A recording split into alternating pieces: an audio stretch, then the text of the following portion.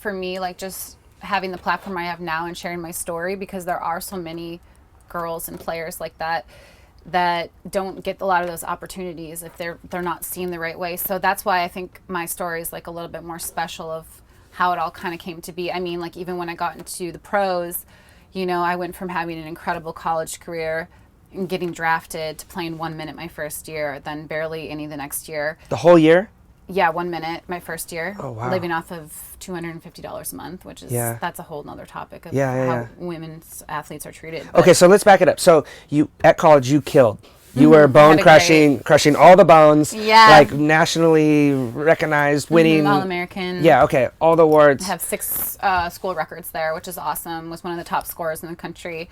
I thought you were playing defense. No, I was a forward my whole career until I joined the national team at 26. Okay. So yeah, I had a great time playing in the Big Ten. Was perfect. Yeah. Was a perfect, you know, conference for me. Okay. And then the pro league folded actually right before I was about to graduate. So your whole thing is like, after I'm done with school, I'm killing it. I'm going to go play professionally. I wanted to try it because I felt like if I didn't do it, I'd regret it.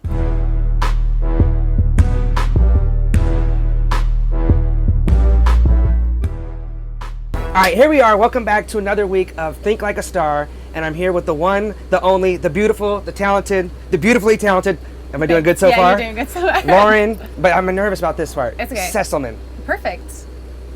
I knew this was going to go well. Those German names.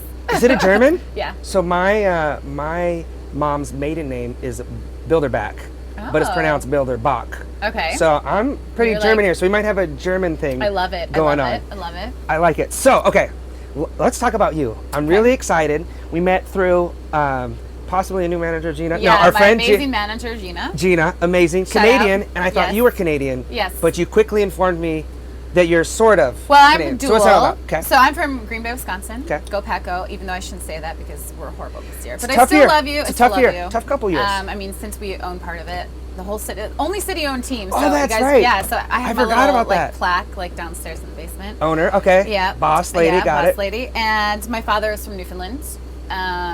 Was born there, grew up there, and that's how I have my dual citizenship. Because if you have a parent or grandparent, you can play for the national team. And I mean, Wisconsin's pretty much Canada anyways. We say A a lot anyways. I'm a Yooper, so kind of just fits. It works. Yeah, it okay, works. so what I didn't say about you, and what people know or should know if they don't, is that you are a soccer sensation. And I want to go back because, and I was telling Gina this too, back in the day, soccer was my jam. Like, I loved soccer. I need to see this, prove it. I do a lot of stuff with the basketball with my feet. Yes, so I did see that. So I was way better, but in Alaska, and I don't know about Wisconsin, but we didn't have grass really, at least where I was at. So we played on dirt. And when I say dirt, I mean fine gravel. Yeah. Like it was rough, yeah, which as a kid is fun because you're sliding and it was raining a lot. And I remember one time being out there and it was thunder and lightning. It's crazy up there. Thunder and lightning, blowing about 40 or 50. The rain is just going every which direction. And honestly, I was freezing. I was shaking. I'd always get cold on my wrist for some reason. That's where I would get cold when I was playing soccer. And I was not miserable. I was having the time of my life, like falling in puddles. It was the most fun I've ever had. I think that's why I went towards soccer more than that, because I'm a huge basketball player too. But I love everything about soccer, like just the camaraderie, the teamwork, just the passion that people have for that sport, but also like being able to play in every condition is pretty awesome. Like I mean, growing up in Wisconsin, it's not warm a lot. So you're always out in the in the rain, in the snow. But we grew up playing with the neighborhood boys. Like I didn't play with any girls growing up. We would play hockey, roller hockey, basketball, and soccer all in the street, and just kind of go at it. And we just hit each other so hard. You were out there doing roller hockey? Oh yeah, I was a beast. I love. Yeah. So you were like a little tomboy growing up. Super tomboy, but I think it's funny seeing you now and thinking like, oh, she's out there throwing elbows and in the dirt. And if you've ever watched me play, then you'll know that. Dirty. I'm not a dirty. I'm gonna call you dirty. I'm gonna call you dirty. You're gonna be like, physical player. No, he's like. She takes no BS on the field. My nickname is Bone Crusher. Okay. Is Bone Crusher. So yeah, What? I mean, I was like, I'm tall and I'm like, strong girl. So I'm out there just like throwing elbows and slide tackling a lot. And that's your thing. That's kind of like my MO. Yeah. Throwing elbows, the Bone Crusher. I mean, I did not know that you were the Bone Crusher. This is big right now. Yeah. So when I played in the Big Ten. Played at Purdue University. So I was there like squatting 300. Yeah. And that's when I was a forward. I know. Who are you? Like, yeah, that's like back in the day. And then when I got to the national team, they made me a defender just because that's the body type. And you were crushing bones back there. You're keeping people away from the goal. Wow. Okay. So I like to go into these things knowing as little as possible about the person, so I didn't expect any of these things about you when I met you. You're just, dainty little thing. Like, I was the bone crusher. I was throwing elbows. So I'm going to make it back about me now because I like to make it about me. No, I'm kidding. But my soccer career ended when I was probably like middle school because my brother told me soccer is for girls. And you get that a lot? Yeah. He's like, soccer's for girls. And I was like, oh, I guess it is for girls. I'm not, and he was like a basketball star in our little town. Like all the other sports are always like soccer, but then if they try to play it, they couldn't do it. Yeah, so I think it's just a cop out because my brother never played soccer. Well, my brother was a little bit chunky when he was little, so they put him in the goal. Oh, and he did. And he was like the chunky guy in the goal, and I don't think it was exciting for him, even though he was like ended up leaning out and being a good athlete. So I ended up going basketball, and big part of it was where I was at. Basketball was the biggest sport because it was so nasty outside and dark all the time. So it was like, you get to be in the warm, you get to be in the light, and you get more crowds. Like at the game, they'd pack out the whole gym because it was like the whole town would come out because there's nothing else to do. So that's my little soccer segue into how did you get into it? Was it older brother, older sister, your parents? Actually, I'm the oldest of 3. Okay. And then I have 2 brothers, one that's just a year younger than me and one that's 5 years younger than me. And they were in soccer before I was. So I was all basketball starting. Like my dad was a huge basketball player. Really? Nobody in my family played soccer. It just wasn't a thing back then. Okay. And so my dad played football, basketball, and baseball. And my brothers started getting into it when they were younger, but I was strictly basketball. I'm like, Dad, this is my sport. And when I got to middle school, I was probably around like 10 or 11 years old. My mom signed me up for soccer, and I was like, I'm not. It was co-ed. I went to this Catholic middle school. It was co-ed. And I was like, I'm not going out there. And she's like, I signed you up. We're going to go play. And I was like, nah, I'm good. I'll just sit on the bench. Classic so I went, mom. And I sat on the bench for most of practice, and the guy's like, are you sure you don't want to come out and try this? And I was like, you know what? Fine, I'll come out. And, I grew up playing with the neighborhood boys, so I was like, hopefully I'm good at this. And I picked it up right away, threw a boy on the ground, scored a goal. My mom picks me up. You're hooked.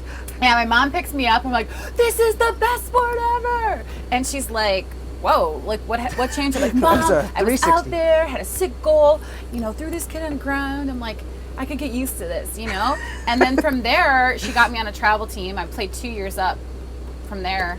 And it just kind of like naturally took off for me. Yeah. And it became my first love. And I was always playing basketball all the way up until college. I almost played. You did? I almost played both in college. Okay. I have to give a shout out to my Notre Dame Academy high school team, 28-0 state champions for basketball. Is she allowed to make shout outs? Can she just make shout outs like that? I feel like we've had Green Bay, we've had Purdue, and now I'm keeping track. People have to know how good our basketball team was, and so. Okay.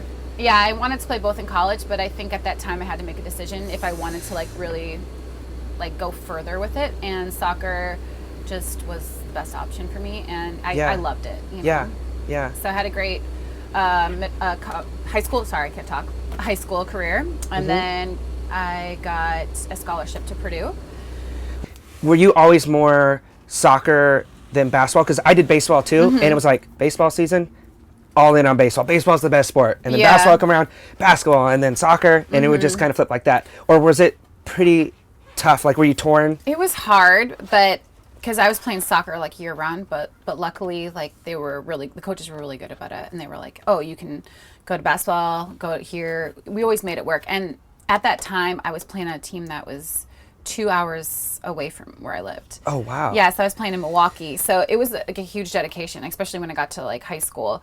My parents, bless their hearts, would take me, so I could do my homework in the car or sleep. Yeah. Take me, drive Milwaukee. me there. Yeah, they would drive me 2 hours. I love the way you guys talk from Wisconsin. They would drive me 2 hours and then 2 hours back, and just to make sure I was safe. And so they never really made me choose a sport. Now everyone you're hearing you have to choose. You can't just do one. From the youngest age I'm ever. You know what? And I have parents that always ask me about that. What is your view on that? And I say let your kids play whatever sport they want to, and then when they decide to get serious about something, they can. For me, if I didn't play basketball, I don't think I'd be the same soccer player that I was today. Because if you actually watch me play, I play like I'm playing defense. Yeah. Getting technical fouls. Yeah. On the hard court. Yes, a couple red cards, but it's fine.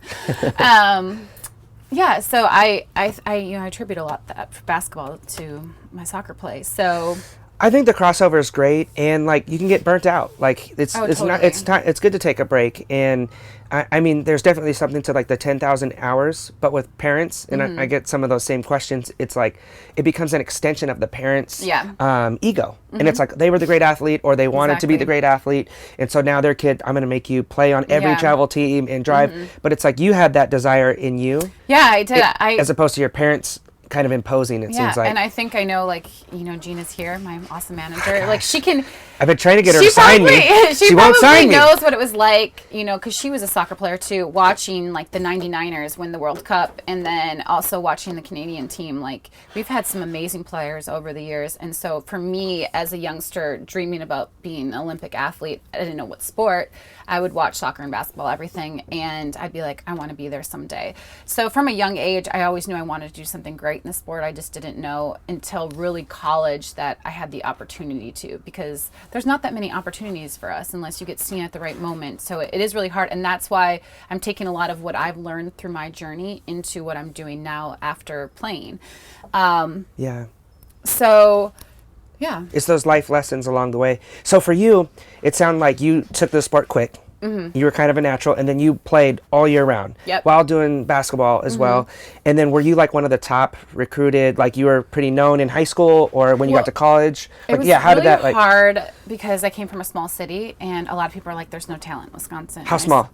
Well, there's about 90, 100,000, which doesn't sound compared like to small, like big cities, Yeah, compared to like how people go and recruit like in Milwaukee or Madison or things like that. So, or people out here like soccer is life. So there's so many, the talent pool is huge. So people are like, we don't really recruit within Wisconsin. And I was like, okay. I actually had a coach offer a scholarship with the other girl. I went to a visit with a girl, and they offered the scholarship to the girl, and I was standing right there, and I'm like, wait a minute. I was like, you've never even seen me play. Like, how can you say you want me, but you never seen me play, and then you didn't offer me a scholarship. Well, I verbally committed to Purdue. I did a couple of visits, and I say this to all the parents out there, let your kids take as many visits as they're allowed, and let them choose themselves. I wanted to be close, but yet far enough away so I could kind of do my own thing. And my parents were amazing. I was 7 hours away, so they would come all the time to all my games. But I committed to Purdue verbally, and then the coach was like, watched me play in a tournament. He's like, oh, now we want you. And I was like, so this is the thing. There's talent in every little city. You just have to find those diamonds in the rough. And like, luckily, it all panned out for me. And so now I'm taking that and helping other girls. So I helped maybe about 3 or 4 girls in Wisconsin help get D1 scholarships already. Oh, wow. Just kind of showing them how I did it. Because nobody knows how to do it. Yeah. So you're saying like you like just committed, like I'm just going to go to the school, and then the coach saw you? Yeah. Or you committed with the soccer team? I verbally committed. Oh, okay. I verbally committed. But no scholarship? Yeah, they were going to give me a scholarship at Purdue. Okay. So I verbally committed to them. I wanted to go to Wisconsin because, that was like the big school, and they were pretty good. So, but luckily it turned out great that I went to Purdue, and it was the best thing ever, and we beat Wisconsin every year. Isn't that so good? It's like, I don't want to make it about that, but it feels a little extra sweet. But it feels a little extra good because now, and after that, I talked to the coach. I was like, this, just use this, like, to know that there's talent in Wisconsin. Yeah. And I feel like you need to give people opportunities because you never know what you're going to find. And I feel like that's what's missing a lot in sports, especially in the U.S. And that's why other countries are so successful in sports, especially the soccer world. Yeah. And so that's why I'm starting to use that as well, doing the other things I'm doing right now. So. Yeah, I love it. It's so funny because even with sports, just like you're taking the life lessons from sports, and that's obviously something that I'm really big on. And I had the same experience. It's like, it's all about who you know and like hype. Like I played against different players in high school that went on and won national championships at Kansas and rings with LeBron. And it's like, like in high school, we each scored the same amount of points against each other. And I'm not saying I was better than them, but it's like their dad was connected with this person, and they went there and they got those opportunities to have those things happen. Yeah. And I actually have a story. I ended up going to San Diego for college. And it was because this guy had seen me because I played a year of high school in San Diego before I went back to Alaska. So I ended up going to the school, and then the second year, they're like, we're not giving you a scholarship. And it was an expensive school. It was like, I think like 40,000, private school on the beach. And I'm like, well, I'm not like paying for school. Yeah. So then I end up transferring, and I end up being at a school on the other side of town, like 2 years later, and playing against them. And same thing, we beat them every time. And I got to walk through that line and, you know, hit their hand and look them right in the eye at the end. It was like just the most sweet, like, I don't know, there's something like when you feel like an underdog or someone you're overlooked or you're underestimated, that gives you that extra little bit of motivation. Hopefully it's not the main thing that's pushing you to do something to prove other people wrong. Yeah. And I've done that for sure. And you get there and you're like, well, it definitely helped me get there, but I don't feel happy, or I don't feel like fulfilled, or I don't feel like this is winning. But so when you said that, I'm like, okay, like I can relate to that. Yeah, and I think that's why, like, for me, like, just having the platform I have now and sharing my story, because there are so many girls and players like that don't get a lot of those opportunities if they're not seen the right way. So that's why I think my story is like a little bit more special of how it all kind of came to be. I mean, like, even when I got into the pros, you know, I went from having an incredible college career and getting drafted to playing 1 minute my first year, then barely any the next year. The whole year? Yeah, 1 minute my first year. Oh, wow. Living off of $250 a month, which is that's a whole nother topic of how women's athletes are treated. But okay, so let's back it up. So you at college you killed. You were bone crushing all the bones. Yeah. Like nationally recognized, winning. All-American. Yeah, okay. All the awards. I have 6 school records there, which is awesome. Was one of the top scorers in the country. I thought you were playing defense. No, I was a forward my whole career until I joined the national team at 26. Okay. So yeah, I had a great time playing in the Big Ten. Was perfect. Yeah. Was a perfect, you know, conference for me. Okay. And then the pro league folded actually right before I was about to graduate. So your whole thing is like, after I'm done with school, I'm killing it. I'm going to go play professionally. I wanted to try it because I felt like if I didn't do it, I'd regret it. Yeah. You know, I feel like you need to go out and just give it your all. I didn't know if I was going to be good enough. I mean, obviously I believed in myself, because if you have to, as an athlete, you have to have a little bit of confidence. But I said, you know what, I'm going to do this. So out of college, the league had just folded. And I'm like, oh my gosh, what am I going to do now? And I have to get a real job. Which there's nothing wrong with that, but it wasn't in the plan. It wasn't in the plan. And so I went and worked for IBM for about a year and a half, but played semi-pro on the side. Because I was like, just in case a new league comes back, stay fresh. I'm going to stay fresh. And I never told people at IBM that I was playing semi-pro, because it was just, I was working my butt off and then just going back and forth to trainings and stuff like that. And then the opportunity came where they were going to have a combine. So we don't have combines anymore, which I think they need to bring back. And that's why I'm doing this amazing pro camp coming up. Okay. That's another thing. But so I went to the combine and had a good showing. And then I got drafted. I got drafted right before Brandi Chastain, which was like really cool for me because I loved Brandi Chastain growing up. And so I was like, ooh, I'm going to the team. So I went to this team. They're like, we don't really know who you are, but we just took you. And I was like, okay, cool. Thanks. That's a great way to start. I remember being there and doing really well, but I thought it was odd that the coach was only working with like her favorite 11. She never worked with anybody else. And I was like, is this how this pro league is going to be? Like, I feel like no. And you were where? I was in Chicago. You're in Chicago, okay. And I remember going in for my meeting to see if I was going to like stay or what. And they're like, well, because you haven't been on the national team at any point, even though you did better than some of these girls that have been, we're going to go with them instead because it will bring more fans in. It's like their resume. That was literally what a coach said to me, and I was like, so you're not putting the better player. Talent. So you're just going based off of whatever. And I was like, maybe it's because it's a new league, whatever. So I then got traded to a new team in which we won the championship that year. Okay. So it was cool. I was around a winning team, but I only played 1 minute. 1 minute, yeah. And you know what? That was so eye-opening for me. And I knew that like I've always been a hardworking player. I've never always been the best player. I'm not the most technical player, but I use my strengths to my advantage. And I know that I work hard, and you know, a lot of coaches appreciate that. Yeah. So I was like, maybe I'll get a chance. I'm going to keep trying this. You know, the first year didn't go so well, but we won a championship. That's great. Well, then I got traded to Atlanta. And that coach, I had a good time. I was like signed. So I was like, okay, I have a better contract. Okay. I was doing well. And then one of the teams folded in the league, and we had to take in like 7 people. So he cut a bunch of people, and I was one of them. He was like basically telling me, he's like, well, you're not good at anything. So I'm like, what? I was like, I'm not good at anything. I was like, you signed me, so you saw something in me. So then I was like, can I stay with you guys until I find a new team just to train? He's like, yes. Next day I go score 10 goals. And he's like, I didn't know you could do that. I'm like, you never gave me the opportunity to. You never put me on the field. You scored 10 goals? Well, I was like in practice. I was just like going all out. I wasn't like, I'm not on the team anymore. I'm going to show you. Yeah. So, and then he signs me the next day. Yeah. He signs me back. Yeah. Which is crazy. Yeah. And then he gets let go.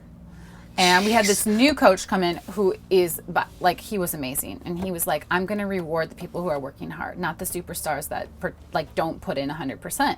Yeah. And I was like, wow, a real coach that gets it. Yeah. So then I started playing. I played a little bit. And then that summer, I was kind of like, I'm just going to keep writing to Canada to, like, have them keep watching me even though I'm not playing. Like, maybe there's an opportunity to come in at some point. I don't know. Well, they didn't do so well in the World Cup. So they got a new coach, and they were getting rid of a lot of players. And so after a horrible, like, 3 years in the pros, I was like, you know what, do I give up on this dream? Like, I would be calling my dad every day crying, and I'd be like, what do I do here? I'm like, you know, am I done? Like, I don't want to live like this. I'm not making any money. And it's just like, this is a blow to the ego because I've worked so hard to get here, and I have nothing to show for it. You're making $250 a month at that time. This time I had a little bit better. Contract was only like $1,000, so it's not plus without taxes. Yeah, you're doing it for the love of the game. Yeah. So you find ways to work on the side, and then so I get an email and it's like, well, they want to bring new players in. You're into Canada camp. I was like, what? I was like, Dad, this could be like a turning moment for me. Like, I don't know what I'm gonna like. I don't even know because I'm like, you're going to this these girls have grown up playing with each other, so you're kind of like, are they gonna like me? Like whatever. Yeah. So I go into camp. The first training session, I'm a forward. The first training session, he goes, we need a left back. You're going to go play defense. I go, my first time at national camp, I'm going to go to a position which takes outside back is a really hard position to learn. I was like, I don't know. All the pressure's on you. They get by you. Yeah, I was like, I don't know anything about this position. I was like, okay, I'll do my best. And I remember going in that day, we had a scrimmage, and I scored like a goal in the upper 90. And he's like, because I had just moved the ball up, and he's like, you're natural at that position. I was like, because he's like, I've always been a good defender playing basketball. They always put me at the top of the key. So I could read players, and he's like, you picked it up really fast. So you're starting against the U.S. in a couple days. I go, excuse me? My first camp, playing. You want me to play against the U.S. who's like the best team in the world? No thanks. No, I'm done. He's like, no, you're playing, and I was like, oh. And honestly, my career just took off from there. And then all the pro teams wanted me to be on their team after that. I mean, we won a gold medal that year. That's that fall after being for Canada. For Pan American Games. Kind of a traitor. Now I'm thinking about this. I kind of feel betrayed. Yeah, so we won a gold medal at the Pan American Games a couple months later. So I was like, okay, I'm really loving this. And then the following year, I won a bronze medal in the Olympics. Wow. And then pro teams wanted me, and then I actually had a better pro career after that. But you know, it's crazy how much I was about to give up. And then the one thing finally happened. And that's why I keep telling these girls, like, it's going to happen. Your chance is going to come. A coach is going to see you. You know, you're going to get an opportunity. So just, like, stick with it if it's something you want. You know? Yeah. Relentless. So, yeah, I played in every big tournament. And it's been such an incredible career. Like, I sometimes have to pinch myself that I was able to do the things that I really wanted to do. Yeah. And then I kind of went through a hard time after the World Cup because I fell in the World Cup and we lost. Okay. So I fell, and it was like all over the news, and it was kind of used as like a scapegoat for it. And after that, they said because you fell, it costs the game. Yeah. Okay. Well, I slipped. They watered the turf. I slipped. It is what it is. And so then I went through a huge depression for like a year. And a lot of people don't know about that part of my life. That was very dark and a bad time. And then now my parents were always like, you know what, you had a great career, like, use that, and you know there's more to soccer. I go, you don't understand that this has been my life. What else am I good at? What else can I bring to the table? And you know, you have no idea what this means to me. Like, I want to come back, and I don't want to end my career that way, because like the newer generation was starting to come in. You know, like I'm 35. I just turned 35, so I'm old, you know. So even though I feel like I can still play, you're not old. Yeah, but for like soccer wise, yeah. And so I was kind of like, this is not the way I envisioned this amazing career ending. And sometimes we don't get to choose when our career ends. I blew my knee out, everything like that. So, yeah, you know, things happen, and maybe my bigger purpose was something else. Yeah. And it's just now until this year that I'm starting to realize that I have a bigger purpose, and it is helping these females that want to play, like just helping women in sports in general, but also in soccer, because it is the fastest growing sport right now. Yeah. Yeah. I think it's, I love that. I think it's such a crazy, how sometimes those difficult things that we go through can be the things that help what you're going to do in the future. And that transition can be difficult, and some people don't ever make it. You know, they're stuck on we know a guy back in our hometown is like, man, I remember the first, third time we played against Juneau, I had 27 points, and they're giving you the rap sheet, and they remember every play, and that's great, and we love it, and we get a kick out of it. But I had to face that sooner, because I realized, and I feel like that was one of my strengths, is that I was very realistic with myself, where I had a lot of teammates who were like, I'm going like pro, I'm going to be in the league, and I'm like, we're at junior college and I start over you, and I'm a 5'7" white guy, so I'm pretty sure like you're not going to go to the NBA. But it allowed me to see like I could still use basketball and have it be in my life and use it for something that ultimately I think I find more fulfilling and is a pretty cool life, and able to do fun things and still have that love for basketball, to be able to travel around and use it to connect with kids and open up all the doors has basically been through basketball, so to see, I'm encouraged to see that you are doing the same thing and able to see that. And so I want to know about when you went from the height of all heights, you're winning every award, you're the top player, one of the top players in college, people know you, to going on a team where now the coach says basically, we have 11 players that are better than you, you play 1 minute the whole year. What was your mindset and attitude during that time, and how are you able to get through that? To go from here to be like, oh, you're not even playing. Well, I knew like going into the pros, it was going to be a whole nother like level, like you watching these, the girls on the national team, growing up and stuff like that. It's just a whole nother level. And so I knew it wasn't going to be easy, and I had no expectations. Like I wasn't like I deserved to start. I just knew that what I was good at was working very hard and being a great teammate. Yeah. And I was always a very like motivating person, like you got this, like. And so going into that, I just kind of was like, I'm going to embrace this environment. I'm going to learn from all these older players, and I'm going to see if maybe I get my chance. And when I get my chance, then I'm just going to go all out, and I'm going to like show them that I deserve to be there. It was never an expectation that like, oh, you have to play me. It was never that, which I think hurts some people that do have that. So I was never that. I was always just a very hardworking player. So I went in there every day, was early to practice, would do extra work on the side, always to show the coach that I wanted to be there. Yeah. And in practice, I was just trying to win as many balls. I was just, trying to be a good teammate. And because I knew that my time was going to come. And then it didn't come. And I was like, okay. Like, I think I deserve like a chance maybe, but maybe it's not with this team. Yeah. And that's okay. Like different coaches see different things, and different teams have different needs. And I just didn't really know where I fit. I kind of was going in this phase because I was always a really good forward, but like a center strong forward. I was never like, hey, I'm going to take on 5 people and score a goal. I'm going to use my body to my advantage. Most of my goals were header goals. So I knew what my strengths were. And at that level, these girls are fast. Yeah. And I was never fast. I was quick when I needed to be. Yeah. But I was never like gonna outrun Alex Morgan. Yeah. I just like she's like incredible. So you have to use your strengths and your weaknesses. And for me, I was just kind of like, well, maybe do I try a new position? I like didn't really know any other spots. Yeah. Like, what do I got to do? Yeah. Like, so I just like, maybe I'm never going to get a chance because these girls are so good. Like these and they're winning. Yeah. So like if I've been on a team where I had a run-in with the coach and it's like, and the team's losing. So it's like, well, put me in the game. Like, totally. But when they're winning, it's like, what can you say? Like, maybe they're right. Maybe I'm not going to, maybe they are all better than me. But I think that's just so amazing. And what I like about your story is a lot of the stories that you hear and a lot of people that go and do speaking and these things is like, I went and I fell off the deep end with drugs, or I, got the DUI and killed someone and had to go to jail, and went to prison, and it's like this, they did the wrong things. Yeah. And I relate to you in that way. If in order for me to ever even have a shot at anything I ever wanted to do, I always had to do everything right, all the little things. I had to put in the extra work, had to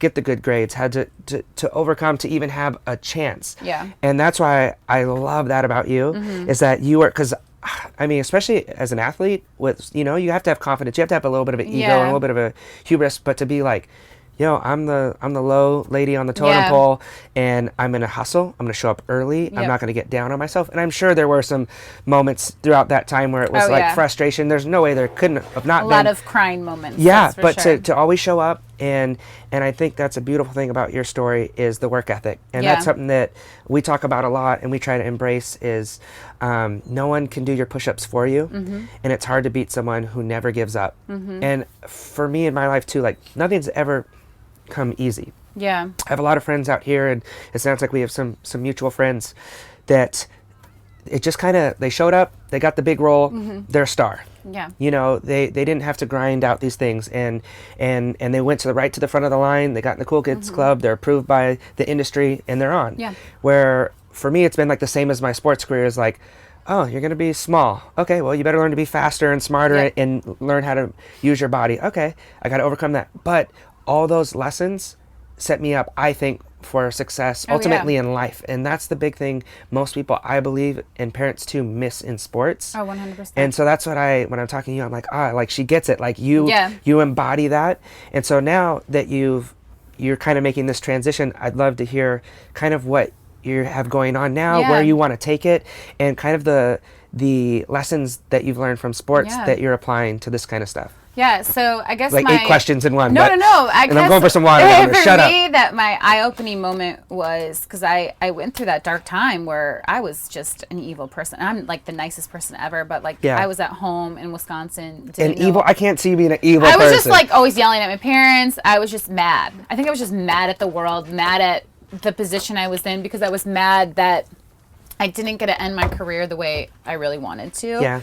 And I was just mad at all the circumstances, and I was like, it's not fair. Yeah. And so I think the eye-opening moment for me was when I was doing a public speaking we were with some of the Canada girls, and we were talking to a group of amazing kids and their parents, and someone asked me about that moment falling in the World Cup. And I started bawling my eyes out, because obviously it took me a long time to, I'm surprised I'm not. How did they ask you? Like in a kind way, or like what up when you fell that time and cost us the? Yeah, I mean, you get the bandwagoners that want to blame a whole game on you, which we had 6 wide open shots and we missed. You know what I'm saying? It's like the whole thing. So you have those people who just, you go from being the hero in the Olympics. I had a goal line save, had this. You from that being that to everyone loving you to ruining the World Cup. And I think it's because it was in Canada. I was getting death threats, like people, I'm going to beat you up on the streets, like. This is how hardcore it was. Yeah, and it was just a bad time for me. So when a parent asked me about it, like naturally it just started crying, because I was going through such a hard time with it at that moment. And so I talked about it openly, and I said kind of how I overcame it. And the mom comes to me afterwards, and she's like, the same thing happened to my daughter in her game, and she was crying, and for her to listen to you is that it's going to be okay, that it's okay to make mistakes, because that's a lot of people tell these kids it's not okay to make mistakes, so they're afraid to try new things. They're coming into these camps, I can't do that. My coach says I'll sit the bench if I mess up, and I'm like, what is going on? Know? So I think that was an eye-opening moment for me. That was like, this is my purpose, like to be helping parents and their kids through the process. I've had a lot of kids reach out to me, like when I've gone and talked to their clubs, and they're like, hey, can we Skype? I had I lost my confidence this game. What do I do? So to know that I'm a role model and inspiring these kids, men and women, is like amazing. And I have a fitness company too that's called Fit as a Pro. So I do a lot of soccer training through it, but I also do a lot of personal training. So I have kind of that platform too, and I'm helping people with their wellness journeys, which is awesome. And we're doing kind of life coaching or health? More like health and like fitness and stuff like that. And is it young people primarily? All different. All ages. All ages. Guys, girls, we do, men, women. Yeah, we do a lot of soccer stuff. we've done a lot of stuff across Latin America with big gyms and just motivating people. Like, I just love motivating people. I love going and telling my story. And I do that. I do a lot of mentorship thing, which I'm getting into right now, is kind of, I feel, is really my purpose. And that's kind of with that whole thing with the mom talking to me. I feel like this mentorship thing is what I really want to do. So it's helping the parents figure out how to get their child to college, because a lot of them have never played sports, so they don't know what to do with a child that's very talented. Especially helping the females. I think, as I said before, like, women in sports is growing exponentially, and soccer has just become, I mean, you see Canada and the U.S. girls overtaking the men's right now. Yeah. And everybody wants to be on the national team. And so I think a big purpose for me right now is helping the kind of the girls that, or the women who are like the diamond in the roughs that nobody really gives attention to, and helping them get agents or kind of figuring out their brands and what they want to do. And I've been trying to be almost like an agent, kind of. I guess I feel like that could be a good role for me. So watch out, Gina. So we're putting in this huge pro camp coming up in Tampa. So we have like girls that are right out of college, some people who are already in the pros but don't have teams. So I'm kind of giving in Tampa. Yeah. Why Tampa? All the places. I'm kidding. I love Tampa. Yeah. It's warm there for these, for them. And so we're putting on our first women's camp. They've done the men's camp, but it's almost like a combine type thing. Okay. I'm going to have videographers to like try to help these girls with their journey. So I figure out that's like a big thing for me. And then also I've had just club teams just kind of be like, these kids love you. Yeah. Like, you need to just come out. So I do camps around the world.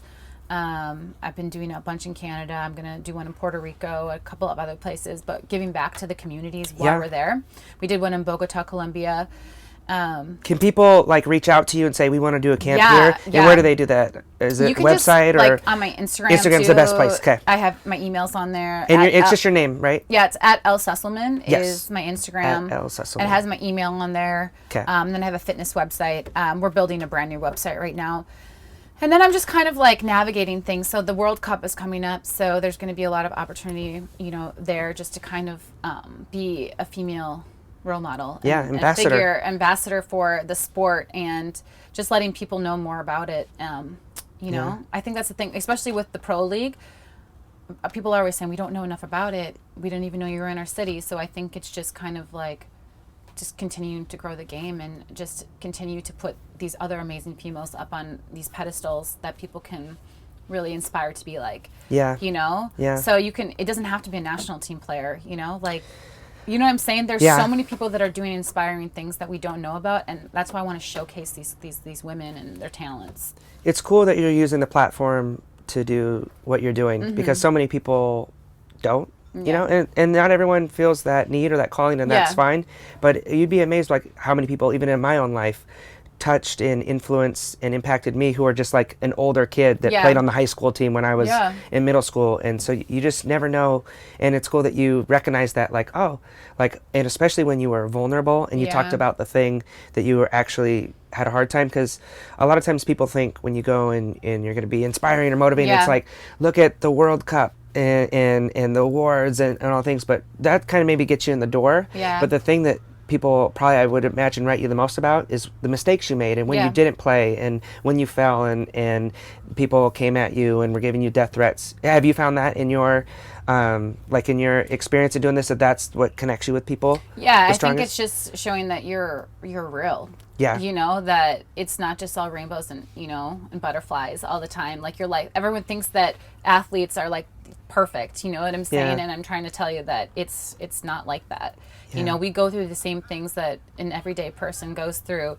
We get to do cool things, but so do you. Whatever your job is, you get to do cool things too. It's just, and we just don't show it a lot more. And I think as an athlete, I think we need to, and a lot of people are starting to tell their stories more. I think the Players Tribune is a great place for people to talk about it, and like a show like this is great, because people get to like show the real sides of them and things that they've gone through, the hardships. I mean, I don't know how many times I've like sat and cried, about where my journey was going. I mean, even the other day, because it's just like the transition from sport, what people only know you about, and they're like, are you really going to be good at anything else?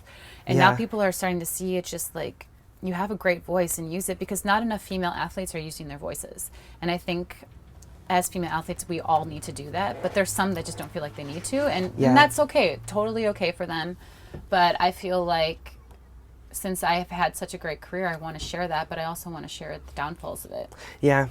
It's awesome, and I just love it. You're like at this point where it's like, all right, now is a new challenge. Just like after college, exactly, like the league folds. Like, what are the chances that like this whole thing, like I'm looking forward to, and now there's no league anymore. Like, okay, I guess I have to. The league's folded twice since I've been playing. Really? So you've had to reinvent yourself, and then you're hustling and doing your. And a lot of people aren't willing to like, I'm gonna go work at IBM, but then I'm gonna do this on the side. Or I'm gonna go and I'm only gonna make barely enough money to not even pay rent, but I'm gonna figure out how to do it. I'm gonna make it happen because I'm not gonna give up. Like, this is my dream. But I just love that relentlessness and that I see in you, and that you're using sports to as a segue, and like, here's what you learn from the game: being a good teammate, what you talked about, hustling, working hard, building other people up, not making it all about you, having fun. I think that's what we get away from. Anybody forgets if you're not having fun. And that's why I want to, like, for me, I want to do all these things with purpose, because it's fun for me seeing people be happy. And it's something that I've made, and and so I think that's the big thing, especially in sports. We're just like this all the time. You have to be good. You have to be good. You have to do this. You have to win this game. But you're just like, okay, I'm not going to do that unless I'm having fun and enjoying myself, and then I motivate the other people around me. And that's what I teach in a lot of the camps that I do. Is I say we're growing the athlete both on and off the field.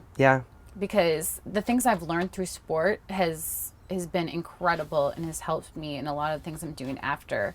And I mean, we don't make a lot of money as female athletes, and that's something I'm trying to change too. Like, it's it's really bad, and people have no idea how bad it is. So that's why I feel like some of these women really need that help to kind of like figure out the side business if they do want to live their dream. You're a pioneer. I'm trying to take be. It to the next level. We'll see what happens. You have to really. So I want to know, motivate people. Now that you talking about it, when you did go through that hard time. How did you get through that? Because you said it was about a year. And here's my quick story. I'm still working on it. I dropped a fly ball when I was like 13, Little League. Do you know, like Little League World Series? To like go to the World Series. So it's like it's the regionals. So all the Western region. And I'm there, and I was left-handed second baseman, which was a bad start anyways. You're supposed to be right-handed, but I was fast, so I could get it done. And there was a little Texas leaguer in between me and the center fielder, and I ran back, and I'm like really aggressive, and I should have let the center fielder take it, but I tried to take it, missed it, cost us the game. Hawaii came back. They came on a comeback on us, beat us, and I think they went on, I don't know if they won the World Series, but they went pretty far. And I never played baseball again after that. I was like, because you're scared I'm playing basketball. I'm playing basketball now. Like, soccer's for girls. Basketball, I'm going to do it. Baseball, I'll drop it, I'll lose the game. So like, I know being so much in the public eye and having people actually, and I don't know how heavy social media was at that time. Now it's a whole nother level, maybe even than then. Social media was really aggressive. So how did you deal with it? Really, really bad time. Sorry, I get no, you're good. I might get emotional with you, just so you know. I might start crying. So mean. So, but I think it's really just like kind of taking a step back and realizing like all the things you really did accomplish. So, I mean, gosh, I have 2 medals. Like, how many people get to say that? I played in the World Cup. Like, that is like the upper, anyone that dreams as a soccer player dreams to do those things, and I got to do that. So I think it's really just like sitting there and thinking about all the amazing things that I've done, but also my other attributes, and what I could really bring to the table. And I always had other dreams too of things I wanted to do, like creating a fashion line and like all this stuff. I just like I've always been a very creative mind. So I'm sitting there and I'm kind of like, get yourself out of this hole, get yourself out of this hole. And my parents didn't know. I mean, they weren't a high-level athlete. They don't really know. I've had some friends that would help me, but you don't really realize how many other athletes are really going through the similar things. So I think it's just like I got myself out of it, luckily, but there are a lot that don't. I mean, the suicide rate for athletes is incredibly high. I didn't know that. Yeah, especially ones with CTE and soccer. Obviously, I've been hitting the head a lot. So is it's that like crazy? Yeah, it is. I mean, like there's been some scary moments for myself with my head.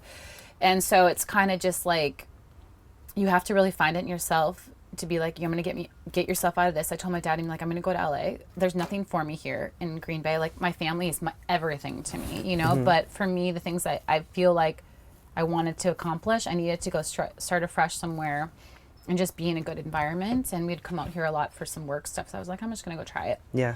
It's pretty nice out there. It is. I mean, the weather, you can't go wrong. And everyone's active out here. And I just wanted to be around that. And so I just I'm telling my dad and my parents, I'm just like, I need to go kind of find myself for a little bit. And that's kind of what this year has kind of been like. It hasn't been the easiest, especially the people you meet. Like some people aren't great out here. But I'm starting to finally feel happy and confident and feel like the purpose is starting to like really. Yeah.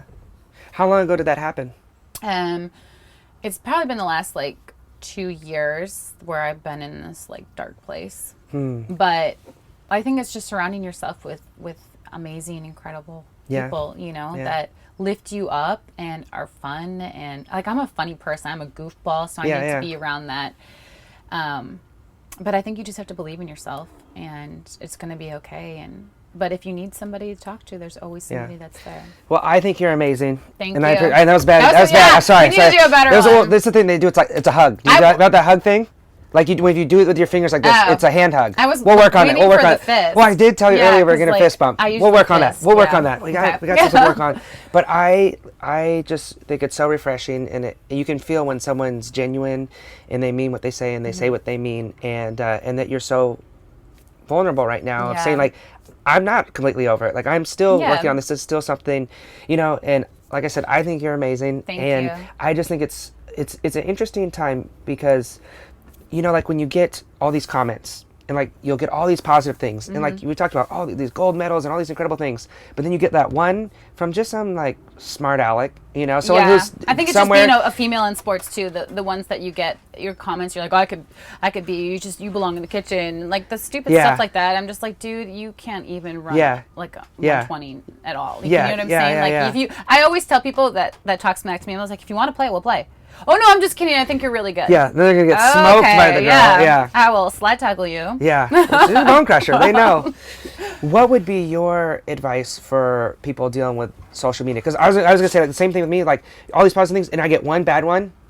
I'll focus on that one bad one, and then I'll try to I've tried different things over the time. Like first it was like respond with something like kind of snarky, and then it was like kill them with kindness. But then they just keep coming even more, and I'm like, why am I being nice? Like, and I remember this one kid. I think I spoke at his school or something, and he was going through some stuff, so he just wanted to be mean. You know, some kid, probably junior high school, writing mean stuff, and then I'm like, kill him with kindness, and he comes back even meaner. Oh my gosh, this guy, this word, that word. I'm like, this little guy, and I look at his page, and I see his dad passed away. Yeah. So now, I feel extra bad, and I see, that's why he's acting out, you know, so what would be, and this is something I talk about a lot, and me and Gina talk about it even, it's like social media and like being a person and then how you portray yourself online. How do you kind of toe that balance of like responding to people, ignoring them, blocking them? What would be your advice for dealing with trolls or just... Okay, I'm not like very good at like talking smack to people. Okay. So before I would like attempt to like write back and stick up for myself. And I was like, why am I giving them this? You should be in the kitchen. No, I'm like, why am I giving them the luxury of like bantering with me? Like, they don't deserve this. I was like, if they want to be an evil person, I'm just going to let them be an evil. I just delete.